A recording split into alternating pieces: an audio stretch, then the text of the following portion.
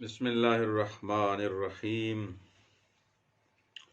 بسم ربک العلی الذی خلق فسوى والذی قدر فہدى والذی اخرج المرعى فجعله غثاء احوى سنقرئک فلا تنسى الا ما شاء اللہ انہ یعلم الجہر وما یخفى ونیسرک لليسرى فذکر ان نفعت الذکرى سيذكر من يخشى ويتجنبها الأشقى الذي يصلى النار الكبرى ثم لا يموت فيها ولا يحيى قد أفلح من تزكى وذكر اسم ربه فصلى بل تؤثرون الحياة الدنيا والآخرة خير وأبقى إن هذا لفي الصحف الأولى صحف ابراہیم و موسیٰ۔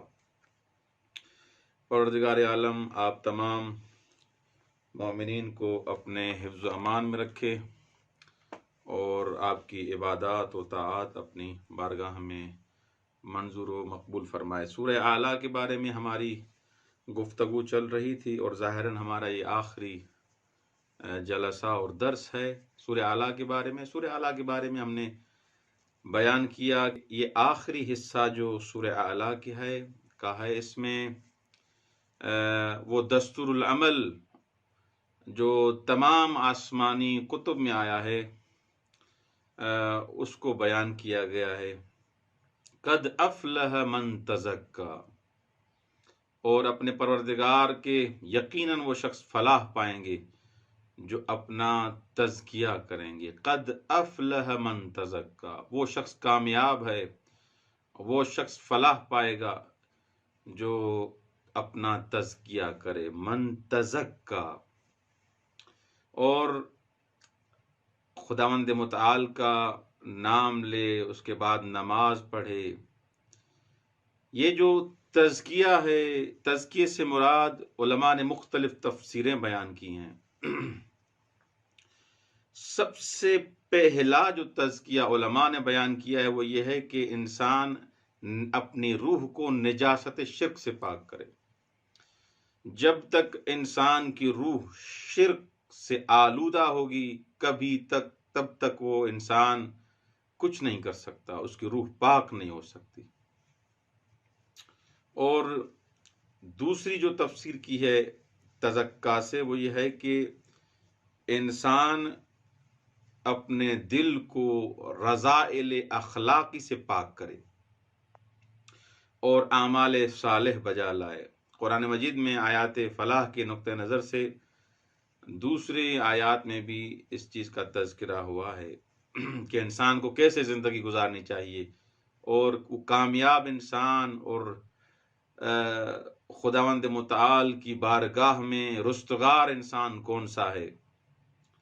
سورہ شمس کی آیت نمبر 9 کے حوالے سے، جس میں تقوی اور فجور کے بعد میں یہ ارشاد ہو رہا ہے قد افلح من زکاہا، وہ فلاح پا گیا جس نے اپنے نفس کو فسق و فجور اور دوسرے برے اعمالوں سے پاک کیا اور اپنے آپ کو تقوی سے آراستہ کیا۔ تو قد افلح من تزکا کی 3 تفسیریں بیان کی گئی ہیں اور تینوں مراد ہو سکتی ہیں۔ من تزکا وہ کافر مراد ہے، یعنی جو اپنی روح کو ابھی تک اس نے پاک نہیں کیا، اس کی روح شرک آلودہ ہے۔ جب تک وہ مشرک ہے تب تک وہ تزکا کے دائرے میں نہیں آ سکتا۔ پہلا مرحلہ تو یہ ہے۔ دوسرا مرحلہ، جو انسان مومن ہے، خدا پر ایمان لایا، رسول پر ایمان لایا، اہل بیت علیہ الصلوۃ والسلام کی امامت پر، لیکن جب تک وہ اپنے آپ کو اعمال صالحہ سے متزین نہیں کرتا تب تک وہ تزکا کے دائرے میں نہیں آئے گا۔ یعنی جب تک انسان اپنا تزکیہ نہیں کرتا تب تک انسان تزکا کے دائرے میں نہیں آ سکتا، تب تک انسان فلاح نہیں پائے گا، تب تک انسان نجات یافتہ نہیں ہے، جب تک انسان اپنے آپ کو اعمال صالحہ سے مزین نہیں کرتا۔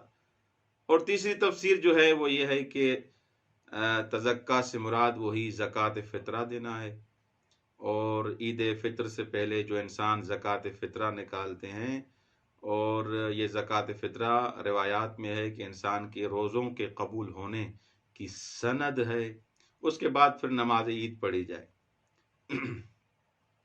لیکن یہاں پر ایک اشکال کیا گیا ہے کہ سورہ اعلیٰ تو مکی ہے، اور مکے میں تو احکامات کا ذکر ہی نہیں ہے، تو کیسے پھر یہ سورہ اعلیٰ میں فطرے کا ذکر آ گیا؟ تو اس کا جواب میں نے پہلے درس میں دیا تھا۔ اس کا جواب یہ ہے کہ علماء جیسے علامہ طباطبائی آیت اللہ جواد عاملی حافظہ اللہ فرماتے ہیں کہ یہ جو سورہ اعلیٰ ہے، اس کا پہلا حصہ مکے میں نازل ہوا ہے، اس کا آخری حصہ جیسے من تزکا والا حصہ ہے، وہ یہ آیات مدینے میں نازل ہوئی ہیں۔ بہرحال انسان کو اپنے اعمال کو ایسے انجام دے، انسان اپنے اعمال کو کہ انسان مزین کرے، پاک و پاکیزہ کرے اپنے اعمال کو، کہ خدا کی بارگاہ میں انسان جب جائے تو متقی اور پرہیزگار کی صورت میں جائے، اس شرک اور نجاست اور بری صفتوں کو، رذائل اخلاقی کو اپنے آپ سے دور کر لے، تب انسان فلاح پائے گا۔ قد افلح من زکا قد افلح من تزکا۔ ان تمام تفسیروں کے باوجود، کیونکہ تینوں تفسیریں جو تین علماء نے فرمائی ہے تفاسیر میں موجود ہیں، لیکن یہاں پر ایک چیز جو آپ کے محضر میں عرض کرنے جا رہے ہیں کہ انسان کی فلاح اور رستگاری کے لیے، اس کی کامیابی کے لیے خداوند متعال نے دستور العمل دے دیا ہے کہ یہ کرو گے تو تم کامیاب ہو، یہ نہیں کرو گے تو تم ناکام ہو اور آخرت تمہاری برباد ہو جائے گی۔ لیکن پھر بھی اس انسان میں انحراف پایا جاتا ہے، یہ منحرف ہو جاتا ہے۔ کیوں؟ وجہ کیا ہے؟ اس کی وجہ بھی اس سورہ کی اس آیت میں بیان کی گئی ہے، بل تؤثرون الحیات الدنیا۔ یہ کیوں کامیاب نہیں ہوتے؟ کیوں ان کا تزکیہ نہیں ہوتا؟ کیوں اپنے آپ کو یہ پاک و پاکیزہ نہیں کرتے؟ بل تؤثرون الحیات الدنیا، کیونکہ یہ حیات دنوی کو انتخاب کرتے ہیں۔ ان کے سامنے دو راہیں، دو راستے رکھے جاتے ہیں، راہ آخرت، راہ دنیا۔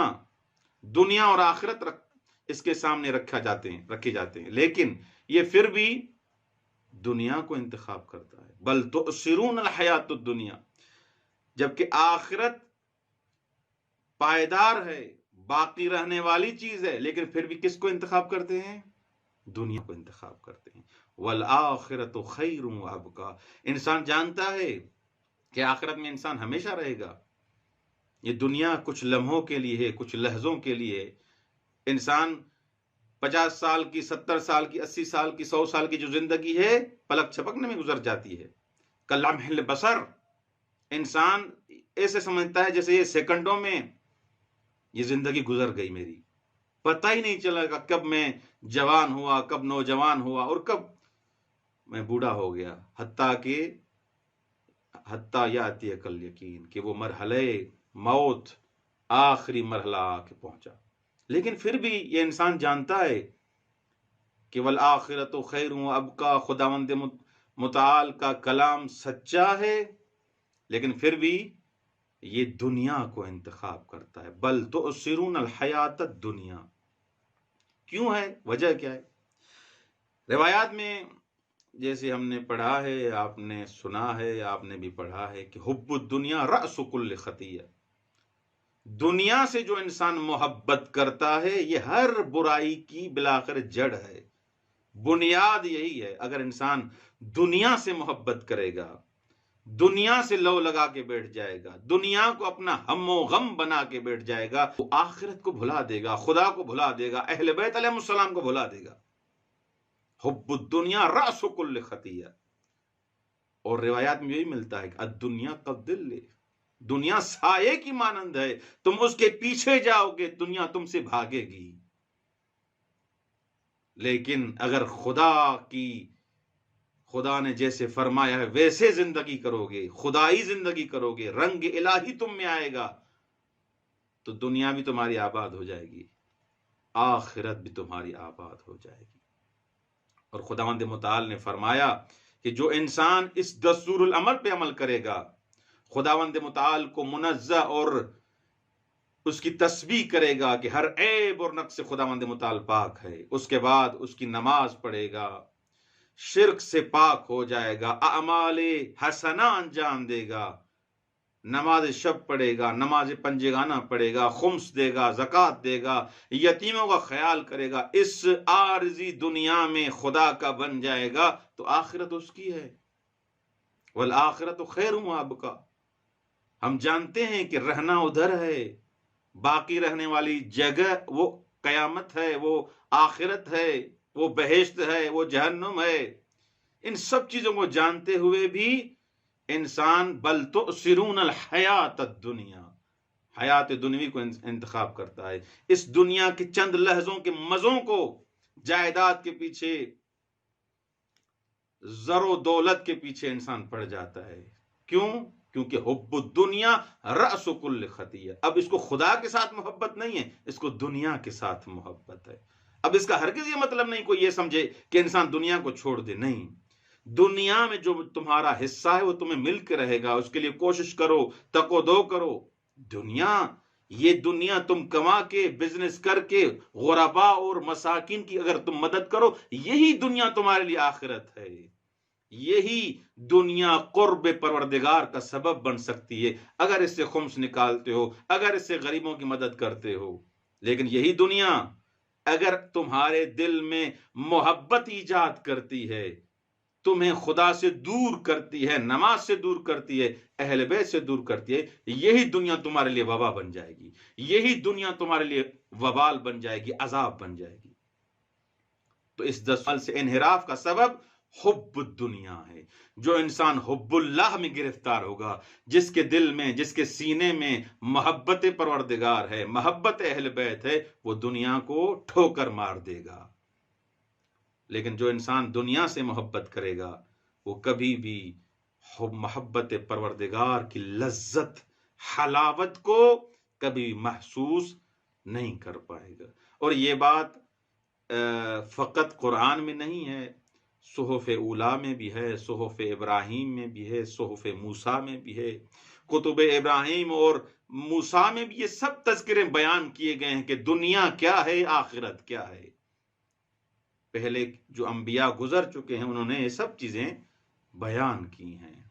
انسان کو اس دنیا سے محبت نہیں کرنی چاہیے، محبت خدا سے، اہل بیت سے کرنی چاہیے، جیسے وہ دستور دیں، حکم دیں، ویسے عمل کرنا چاہیے، تب جا کے انسان کا تزکیہ ہوگا، تب جا کے انسان کامیاب ہوگا۔ والسلام علیکم ورحمۃ اللہ وبرکاتہ۔